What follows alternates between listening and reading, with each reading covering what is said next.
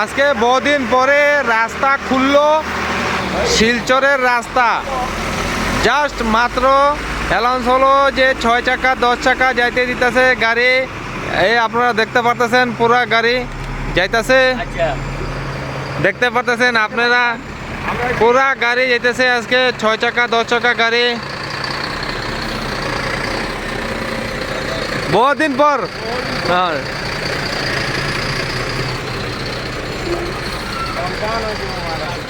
পুরা গাড়ি যাইতেছে আজকে।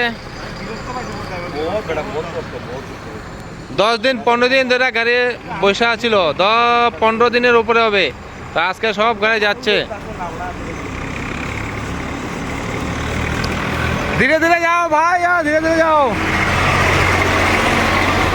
তো ভালোই হলো, আজকে রাস্তাটা খুললো, ড্রাইভারদের আজকের খুশি, তাই সবাই জলদি জলদি যাচ্ছে।